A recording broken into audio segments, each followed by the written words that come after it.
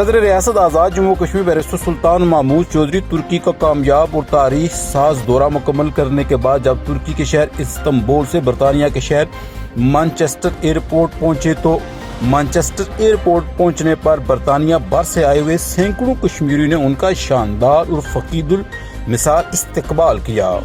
ان کو پھولوں کے ہار پہنائے گئے، ان پر پھولوں کی پتیاں نچھاور کی گئیں۔ ایئرپورٹ پر ہجوم کے جوش و خروش کی وجہ سے ٹریفک کا نظام درم برم ہو گیا، جس پر صدر ریاست بیرسٹر سلطان کو سیکیورٹی کے حصار میں ایئرپورٹ سے باہر لایا گیا۔ اس موقع پر صدر ریاست بیرسٹر سلطان محمود چودھری نے اپنے استقبال کے لیے آنے والے استقبالیہ ہجوم سے خطاب کرتے ہوئے کہا کہ میں ترکی کا دورہ مکمل کر کے برطانیہ آیا ہوں۔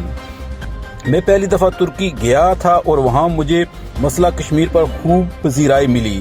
ترک حکومت اور عوام نے دو ٹوک الفاظ میں کشمیری عوام کی حمایت کا اعلان کیا ہے۔ اسی طرح میں اب برطانیہ دورے پر مسئلہ کشمیر کو جارحانہ انداز میں اجاگر کرنے کے لیے آیا ہوں۔ میرا یہ دورہ بھارت کو دفاعی پوزیشن پر ڈال دے گا۔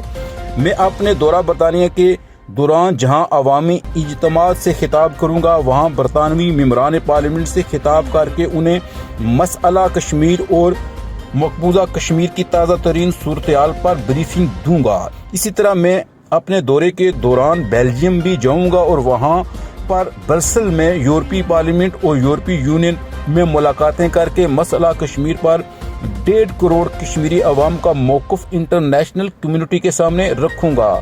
عالمی برادری سے کشمیری عوام کو اقوام متحدہ کی قراردادوں کے مطابق ان کا حق خود ارادیت دلانے کے لیے اپیل کروں گا۔